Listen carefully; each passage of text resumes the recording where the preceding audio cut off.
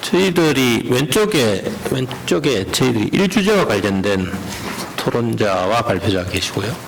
오른쪽에 2주제와 관련된 토론자와 발표자가 계십니다. 그래서 우선 1주제부터 바로 토론을 시작하도록 하겠습니다.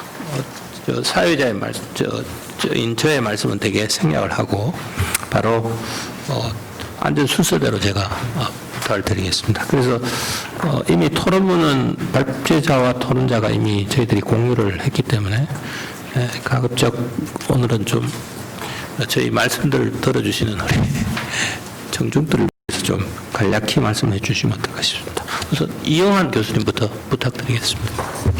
예, 토론을 맡은 서울시립대 이영환 교수입니다.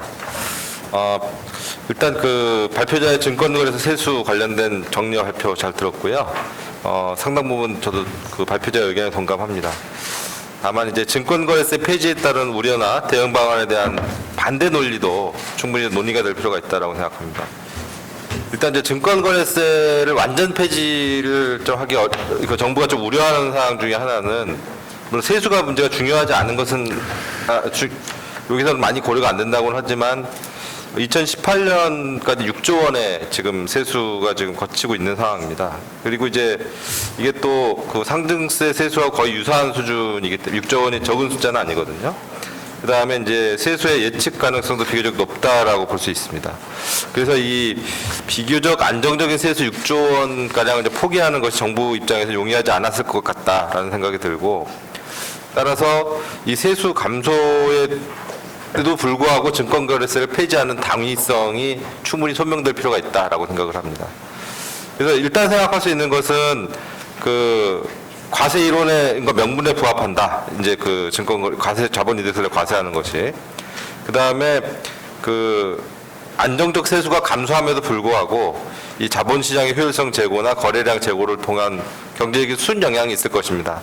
아마 투자 재원이 증가하고 자본 비용이 감소하고 자본시장 규모가 확대됨으로써 그 사회 전체적인 부가가치가 확대되는 그 이점이 있을 수 있겠는데, 그 부분이 이제 충분히 이제 그 소명이 되고 설명이 될 필요가 있다. 그래서 그런 관점에 대해서 발표자의 견해는 어떠신지. 그 다음에 일단 자본이득세로 과세됐을 때 제일 걱정되는 부분은 세수 추계가 어렵다는 것입니다. 증권거래세는 이제 그 세수 추계가 비교적 안정적이기 때문에 거래량을 예측하는 부분은, 그러나 이제 종합지가지수에 따라서 이제 크게 변동되는 자본이득세의 경우에는 이제 세수 추계가 되게 굉장히 어려울 수 있는데, 그런 그 세수 추계에 대한 연구 동향이나 예측의 정확성에 대해서 발표자께서는 어떤 견해를 가지고 계신지 궁금하고요. 그 다음에 이제 증권거래세가 이제 사실은 도입되는 것은 그 발표자께서 처음에 이제 장표에서 설명을 하셨듯이 투기적 거래자에 의한 시장 변동성의 확대를 막기 위해서 이제 이것이 만들어진 것입니다. 그리고 이제 이 관련된 실증 연구들을, 국내의 실증 연구들을 제가 좀 찾아보니까 또 저도 이 연구를 한 적이 있었는데, 증권거래세를 이제 그 존재 여부에 따라서 이 시장 변동성이 이제 크게 차이가 나는 것을 볼 수 있습니다. 그래서 통계적으로 유의하게 사실은 시장 변동성에 대한 억제 효과는 있는 것으로 보이는데, 이 단기 투자 위주의 매매 행태의 증권거래세가 이제 좀 억제를 하는 요인이기 때문에 장기 투자 유도에 도움이 된다는 주장도 있는 것으로 아는데, 이 부분에 대한 발표자의 견해도 듣고 싶고, 그 다음에 이제 증권거래세를 폐지하는 것이 좀 부담스럽다면 한 가지 이제 대안을 한번 검토해 볼 수 있는 것이 뭐냐면, 이제 목적기금이나 목적세로서 한번 그 용도를 좀 제한하는 것은 어떤가 하는 생각이 듭니다. 왜냐하면 그 2008년도 금융거래세의 경우에 이제 그 용도를 마켓 스테빌라이저의 기능으로 그 돌리고, 그 다음에 그 시장의 투기적 거래 수요를 억제하면서 이 기금을 나중에 시장이 크게 그 컬랩스 됐을 때 시장 안정화 기금으로 사용한다는 안이 있었었거든요. 우리나라에서도 사실은 증권거래세 부담은 투자자들이 하는데, 결국 이 그 거래세의 세출은 뭐 이제 일반적으로 행해지니까 이 그 증권거래세 부담자들을 위해서 이 증권거래 투자자들이나 아니면 그 시장이 이제 그 변동성이 커졌을 때 손해를 보는 분들을 위해서 쓰여지는 것은 어떤가. 예를 들어 뭐 시장 안정기금이나 증권시장 발전기금의 용도로 사용하는 건 어떨까, 이런 생각도 들었고요. 그다음에 주식 양도소득세 과세체계 개선 방안에 대해서는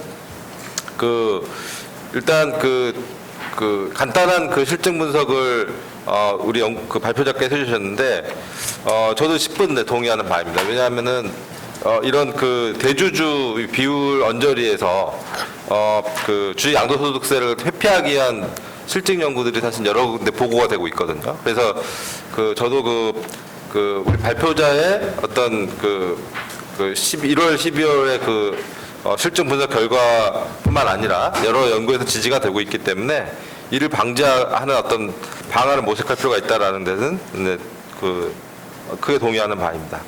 예, 제 문의와 또 이 토론은 여기까지 하겠습니다. 예, 고맙습니다. 우리 송도환 소장님 토론 듣고 발표자가 간단히 코멘트 한 다음에 우리 손영철 세무사님 다시 말씀 듣겠습니다. 알겠습니다. NH금융연구소 송도환 소장입니다. 다들 많이 사전에 논의가 됐기 때문에 한 5분 정도 간단하게 정리해서 말씀드리도록 하겠습니다. 오늘 주된 내용이 주로 이제 과세 측면의 쟁점들에 대해서 이제 다양하게 논의를 했는데, 어떤 형평성, 소득이 있는 곳에 세금이 있다. 또 어떤 현 과세 체제 어떤 후진성에 대해서도 개선 필요가 있다. 또 재정 운영 측면에서도 이 세수 목적이 매우 중요한 그런 고유 목적이 있기 때문에 이런 쟁점들 중심으로 해서 논의를 했는데요. 조금 시각을 좀 넓게 보면은 자본시장 측면에서도 또 어떤 가계 어떤 소득 기반 구축 측면에서도 충분히 어떤 조세 체제가 역할을 해야 되는 부분들이 있는데, 그런 부분에 대해서만 좀 간단하게 말씀드리고 마치도록 하겠습니다. 첫 번째는 우리나라 증시가 주로 지금은 현행 증권거래세인데요. 성장하지를 못하는 시장입니다. 그렇죠? 단기성 투기 자본에 대한 의존도도 매우 높고요. 또 시장이 단기성 중심으로 성장을 했고, 또 외국인 자본에 대한 의존도가 높기 때문에 10년 동안 거의 성장을 못해서 어떤 자본시장 활성화에 어떤 과세 체제가 기여하는 부분이 매우 저는 낮다고 생각합니다. 그래서 이런 부분들을 어떻게 과세 체제에 녹여낼 수 있는가, 이게 좀 심도 있게 논의될 필요가 있는데요. 외국인 투자 흐름을 좀 보시면은 2008년도에 외국인 단기 투자가 한 2,500억 달러, 한 300조 원 정도 했는데요. 작년 기준으로 해서 한 7,500억 달러 정도입니다. 그쪽 한 800조가 넘습니다. 그래서 한 3배 이상 외국인 증권 투자가 증가했는데, 대부분의 증권 투자는 단기성 투기 자본이 되겠습니다. 그래서 자본 유출 충격에 우리나라가 노출되어 있습니다. 그래서 이런 부분에 대해서 유입되는 자본의 질을 높이고 또 단기성 투기 자본을 내보내서 어떤 양적 팽창보다는 어떤 질적인 재고, 체질 개선을 유도하는 방향으로 어떤 증권거래세가 좀 개편될 필요가 있다고 생각을 하는데요. 또 그런 측면에서는 지금 획일적으로 0.3%에서 0.25% 또 2, 3년간에 걸쳐서 단계적으로 인하한다는 로드맵을 발표했는데요. 저는 이거 5년이 가도 이게 폐지가 되겠습니까? 그래서 좀 어떤 세수의 수치보다는 어떤 구조에 대해서 좀 고민할 필요가 있다고 생각합니다. 첫 번째는 단기성 기간 구조에 따라서 세율을 인하하는 어떤 역진 세율, 예를 들면 3개월 미만은 현행을 유지하고 3개월 이상의 어떤 장기 투자에 대해서는 전면 폐지하는 그런 어떤 역진 세율 방식의 어떤 도입도 증권거래세 완전 폐지 이전까지는 충분히 고민해 볼 필요가 있다고 생각하고요. 두 번째는 어떤 가계, 아까 김병우 의원님께서 말씀하셨지만은 가계 소득 구성 차원에서, 죄송합니다.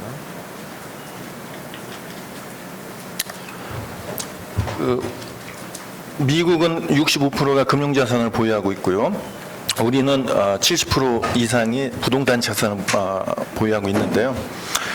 최근 10년간의 증시의 어떤 성장 사이클을 보면은 미국 만약에 2007년도에 다우나 나스닥의 지수에 투자를 해서 금융위기를 슬기롭게 극복하고 지금까지 우리가 투자해서 보유하고 있다고 가정했을 때 다우는 100% 이상 수익률이 났고요. 나스닥은 300%에 가깝습니다. 그럼 만약에 같은 기간에 우리가 코스닥이나 코스피에 투자했을 때는 은행 예금 수준도 되지가 않습니다. 그죠?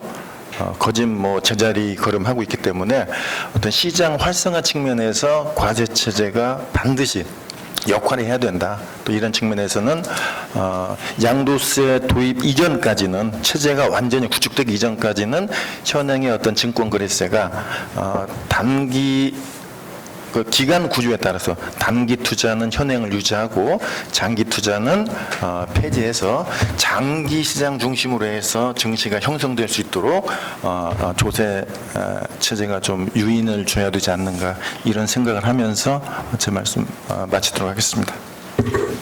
예, 고맙습니다. 우리 발제자께서 간단히 좀 코멘트 하시겠습니까? 예.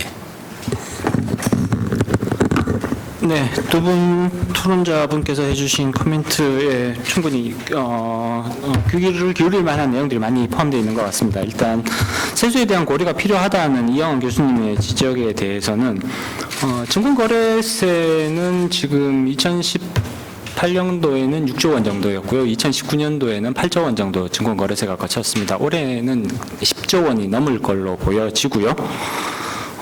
양도소득세로 전환을 하게 되면 양도소득세는 증권거래세에 비해서 세수의 변동성이 크다고 보고 있습니다. 이게 양도소득 세수는 결국은 주가가 상승하느냐 또는 하락하느냐에 따라서 크게 영향을 받게 되고요. 꾸준한 세수 확보가 가능한 증권거래세에 비해서는 정부 입장에서는 부담이 좀 크죠. 주가가 상승할 때는 확 들어왔다가 주가가 빠지게 되면 세수가 또 확 떨어지게 되는 이제 이런 문제점을 가지고 있는 건 사실입니다.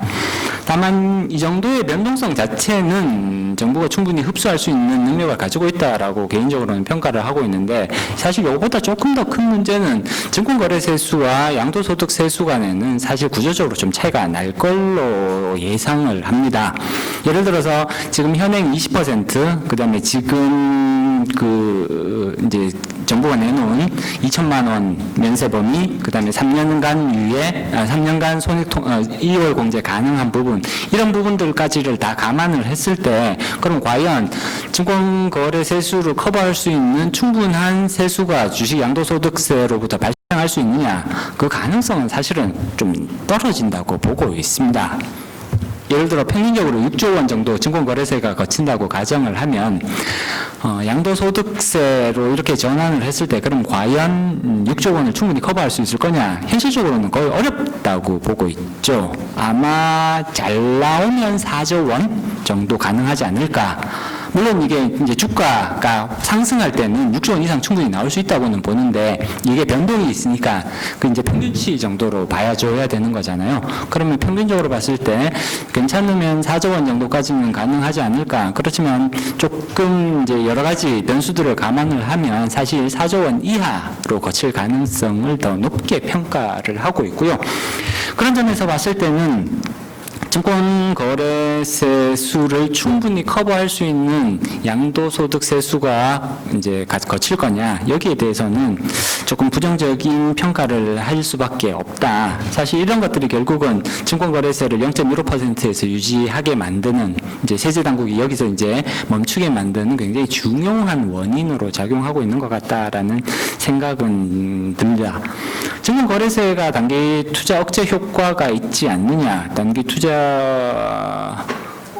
억제 효과가 있을 수도 있습니다만 저는 이 부분에 대해서는 조금 부정적인 평가를 가지고 있고요. 우리나라 지금 0.25% 증권거래세를 부과하고 있음에도 불구하고 이제 단기 투자는 굉장히 활성화되어 있거든요. 물론 이제 이거를 낮춰버리면 지금보다 단기 투자가 더 활성화될 거 아니냐라는 지적들이 많이 있으십니다. 일정 부분 단기 투자가 조금 더 늘어날 가능성, 그리고 증권거래세가 0.15%로 떨어지면 고빈도 매매가 지금보다는 더 확대될 가능성을 배제하기는 어렵습니다. 근데 이제 고빈도 매매는 보통 0.1% 이하로 떨어지면 고빈도 매매가 급격히 늘 걸로는 보고 있는데, 근데 고빈도 매매 자체는 유동성 공급 기능을 충분히 가지고 있다라고 보고 있어서 불가피한 방향성이 되지 않을까라는 생각은 가지고 있습니다. 여기까지가 이제 일단 이양원 교수님께 드릴 수 있는 코멘트고요. 그다음에 송도현 소장님께서는 이제 보유기한에 따라서 증권거래세율을 차등화하는 방안 한번 검토해 볼 수 있지 않겠느냐라는 지적을 해주셨는데, 사실 기간에 따라서 증권거래세율을 차등화하는 게 그러니까 입법 정책적으로 이게 가능할 수 있겠다라는 생각이 들기는 합니다. 그리고 한 번도 이런 가능성에 대해서 검토를 해본 적은 없어요, 사실은. 근데 충분히 한 번 정도는 이게 충분히 고민해 볼 수 있는 사안이 되겠다라는 생각은 듭니다. 새로운 접근 방식을 제시해 주신 거에 대해서 일단은 감사의 말씀을 드립니다. 예, 감사합니다. 다음 우리 손영철 세무사님께 부탁드리려고 하는데, 이미 주신 토론문에 따르면 지금 말씀하시고 있는 내용도 있고 집합투자기구와 관련해서 특별히 말씀을 하셨는데요. 평소 집합투자기구와 관련된 글도 많이 발표하시고 하셔서 그 부분을 중점적으로 좀 토론해 주시면 어떨까 싶습니다. 지금 교수님께서 말씀하셨는데 짧게 제가 두 가지를 말씀드리고자 합니다. 첫 번째는 지금 주식 양도소득세 과세를 말씀하시는데 저 빠져서는 안 되는 부분이 양도소득 이 아니라 또 하나는 부분은 공매도 차익 부분입니다. 그러니까 현물 거래로 인한 이익은 주식이 상승했을 때 발생하는 양도소득도 있지만 공매도 차익도 있거든요. 그건 주가 하락할 때 이익이거든요. 그다음에 세수를 검토할 때도 만약에 그 공매도 차익에 대한 과세를 한다면 주가 하락할 때도 소득세를 거둘 수 있으니까 그렇습니다. 그래서 어떤 과세라는 건 공평 과세가 이루어져야 되는데 주가 상승 시에만 과세하고 하락 시에 발생하는 이익에 대해서는 과세 범위에서 제외된다는 건 조세 정의 또 소득 있는 곳에 과세하는 측면에서 타당하지 않습니다. 그래서 사실 주식 양도소득이라는 표현 자체가 사실 우리 세법상 보면 양도이기 때문에 양도 시점은 과세 계기로 보거든요. 근데 이 공매도는 주식 반환 시점이 과세입니다. 그러니까 취득 시점이죠. 그러니까 세법에 명확하게 입법적인 규정을 둬서 상승과 하락 시에 발생하는 이익에 전부 과세할 수 있는 균형적 과세 체제를 구현하는 것이 중요하겠다. 그 점에 대해서는 발제자님도 좀 앞으로 좀 연구를 포함시켰으면 하는 게 공매도. 왜냐하면 현물 거래거든요. 사실 코스피 200 선물 옵션에도 과세하지만 풋 옵션에서도 과세하고 또 손도매도 포지션에도 과세하거든요. 다 하락 시에 이익에 과세하고 있거든요. 현물 거래인 공매도에 대해서도 하락 시 과세하는 그런 정확한 표시가 있어야 된다는 생각이 들고요. 두 번째 이 펀드 과세인데요.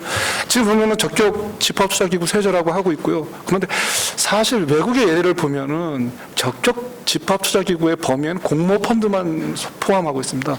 미국의 뮤추얼 펀드라든가 뮤추얼 펀드 세제라든가 일본의 집합투자기구 세제라든가 모든 세제는 공모펀드에 대해서만 세제를 두고 있고 거기에 대해서 텍스 이펙트 어드밴티지를 주고 있습니다. 사모펀드에 대해서는 다른 과세 논리를 갖고 있습니다. 현재 우리 집합투자 시장에서의 사모펀드가 거의 66% 공모펀드보다 사모펀드가 더 많습니다. 그래서 사모펀드에 대해서는 현행 적격 집합투자기구 세제에서 배제해서 새로운 시각으로 입법하는 그런 미시적인 검토가 필요한 시점이 아닌가 이런 생각을 갖고 있습니다. 지금 현재 발표 자료에 보면 외국의 일본과 미국의 세제에 대한 논의가 있습니다.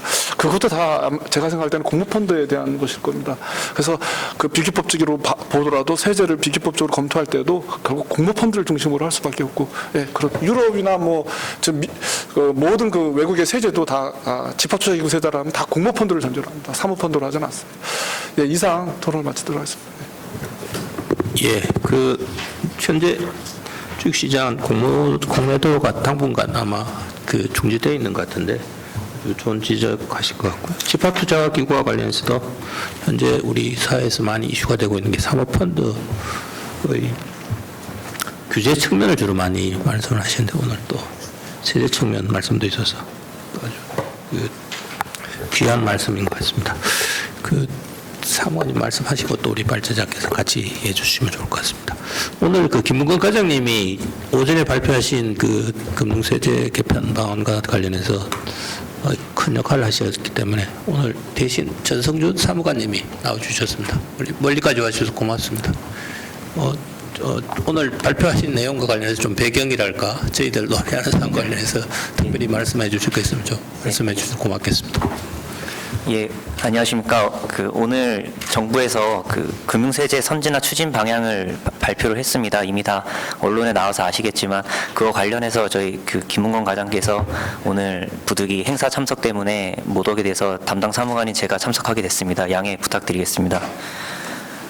앞에서 이 김병욱 의원님이나 윤우덕 의원님 또 뭐 황세훈 박사님께서 배경 설명을 잘 해주셨습니다. 또 정부에서 오늘 발표한 개략적인 내용에 대해서도 다 언급을 해주셨기 때문에 이미 다 아신다고 생각은 들지만 그래도 정부 측에서 나왔기 때문에 한 번 더 배경 설명이나 이런 걸 또 사회자 안경무 교수님께서 말씀해 주셔서 한 번 더 말씀드리겠습니다.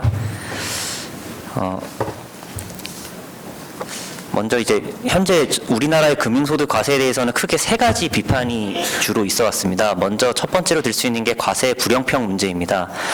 과세 불형평은 어떤 측면이냐면 현재 금융소득에서 비과세되는 범위가 굉장히 넓습니다.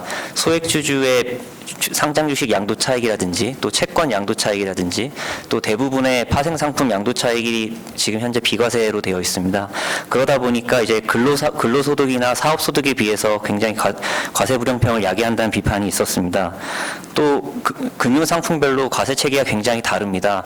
어떤 것은 배당소득으로 과세되고 어떤 것은 이자소득 또 어떤 것은 양도소득 또 다른 것은 비과세되는 네 가지의 그런 구분이 되어 있습니다. 그러다 보니까 투자자들이 어떤 게 자기에게 유리한 세제인지 그런 걸 잘 알지 못하고 투자의 애로사항으로 작용을 많이 했었습니다. 또 한 가지 또 들 수 있는 것은 이제 순이익에 대한 과세가 되지 않았습니다. 앞에서도 지적해 주셨듯이 손익통상과 이월공제가 제대로 작동하지 않았기 때문에 손실이 났음에도 과세가 되는 손실과세 문제가 분명히 있었습니다. 그러다 보니까 이제 순이익에 대한 과세가 안 된다라는 비판이 있었습니다. 또 네 번째로는 이제 증권거래세 관련해서는 이중과세라는 비판과 손실과세라는 그런 비판이 있었습니다. 정부는 이런 문제인식 하에 세 가지 방향에서 접근을 했습니다. 먼저 과세 형평성을 제고하기 위해서 금융상품에 대해서 포괄적 과세를 도입하고자 했습니다. 자본시장법상 금융투자 상품으로부터 발생하는 모든 소득을 금융투자 소득으로 묶습니다. 이렇게 되면은 현재 비과세 중인 채권 양도차익과 소액주주의 상장주식 양도차익도 단계적으로 과세 범위에 들어오게 됩니다. 근데 다만 이제 금융투자 상품에서 발생하는 소득이지만 전통적인 주식으로부터 발생하는 배당이라든지 또 채권으로부터 발생하는 이자 소득은 여전히 이자 소득, 배당 소득으로 분류가 됩니다. 그래서 우리나라에서 이제 과세 형평을 위해 가장 중요시 여기는 금융소득 종합과세는 유지가 된다라는 점을 말씀드리겠습니다. 이렇게 포괄적으로 이제 과세를 해서 과세 형평성을 제고를 한다면 이제 조세 중립성을 또 제고시키려고 노력했습니다. 동일한 소득에 대해서 동일한 세율을 적용을 해서 하기 위해서 분류과세를 하게 됩니다. 이익이 단연간 누적되는 금융투자소득의 특성을 고려하고 또 금융투자소득의 손실 가능성을 고려해서 종합소득, 퇴직소득, 양도소득과 별도로 구분되는 금융투자소득을 분류과세합니다. 또 이 금융투자소득 내에서 손실공제와 손익통상과 이월공제를 허용합니다. 그걸 통해서 순이익에 대해서만 과세를 하고 올해 손실이 났을 경우에 다음 해에 발생한 이익에서 공제가 되는 순이익에 대한 과세가 실현될 수 있습니다. 또 이제 가장 중요한 이슈는 사실 기본공제입니다. 저희는 국내 상장주식 양도소득에 대해서는 현재 비과세되고 있던 것이 과세되는 점, 그리고 국내 금융시장에 미치는 충격을 감안해서 2천만 원으로 두고 나머지 해외 주식, 비상장 주식, 채권, 파생상품은 묶어서 250만 원의 기본공제를 두려고 추진하고 있습니다. 이 금융투자 소득 내에서는 20%의 세율이 적용됩니다. 근데 다만 과세 형평성을 고려해서 3억 원, 과세 표준 3억 원 초과분에 대해서는 25%의 세율을 적용하려고 하고 있습니다. 또 한 가지 더 말씀을 드리겠습니다. 이제 펀드 과세 체계도 이제 앞에서 손영철 세무사님께서 말씀을 해주셨는데 이 펀드 과세 체계도 현재 굉장히 불합리한 점이 많습니다. 현재 펀드 과세이익 산정 시 상장주식 양도손익이 제외되기 때문에 펀드에서 손실과세 문제가 있습니다. 상장주식 양도차익이 빠지기 때문에 상장주식에서 양도 손실이 나도 그 손실을 다른 이익과 통산할 수가 없는 문제가 있습니다. 이를 해결하기 위해 펀드 과세이익 산정 시 상장주식 양도손익을 포함시켰습니다. 그리고 또 펀드의 손실과 다른 펀드의 이익 등 금융투자 소득 내 손익통산을 허용하려고 하고 있습니다. 이처럼 정부에서 발표한 스케줄대로 금융투자 소득이 도입이 되고 펀드 과세 체계가 개편이 되면 저희는 22년과 23년에 단계적으로 증권거래세율을 인하할 수 있다고 생각하고 있습니다. 22년에 금융투자 소득이 어느 정도 시행이 된다면 0.5조의 세수 증이 발생하는데 그 0.5조를 증권거래세를 인하를 하려고 합니다. 그래서 철저하게 세수 중립적으로 추진하려고 합니다. 또 23년부터 이제 소액주주의 상장 주식 양도세가 과세가 되는데 이 세수 효과가 2.1조입니다. 이거에 맞춰서 또 증권거래세를 0.08% 포인트 인하해서 증권거래세는 총 23년부터는 0.15%만 남게 됩니다. 이렇게 되면 주식 양도소득 과세에 따라서 과세 형평성이 제고될 수가 있습니다. 600만 명 주식 투자자 19년 연말 기준입니다. 19년 연말 기준 600만 명 주식 투자자 중에서 소득 금액 기준 상위 5%인 약 30만 명에 대해서만 과세가 될 예정이고 나머지 95%인 570만 명은 거래세 인하로 오히려 세부담이 경감되는 측면이 있습니다. 또 금융투자 소득으로 단일 세율을 적용하기 때문에 쉽고 단순한 과세 체계로 금융투자 활성화에도 기여를 할 것으로 기대하고 있습니다. 또 마지막으로는 이제 포괄적으로 금융투자 상품에서 발생한 소득에 대해서 과세를 하게 되면 신종 금융상품에 대한 과세 논란 문제도 해소할 수 있을 것으로 기대합니다. 그리고 마지막으로 제가 말씀드리고 싶은 것은 이게 이제 최종 확정된 방안은 아니라는 점입니다. 물론 정부안이 당연히 확정된 것도 아니고 국회 논의 과정을 당연히 거쳐야 되는 것이지만 정부안조차도 현재 확정된 건 아닙니다. 정부는 7월 초에 공청회를 개최해가지고 국민 의견을 수렴해서 최종 방안은 7월 말에 발표하는 2020년 세법 개정안에 담을 것으로 이제 추진을 하고 있습니다. 예, 이상으로 제 토론을 마치겠습니다.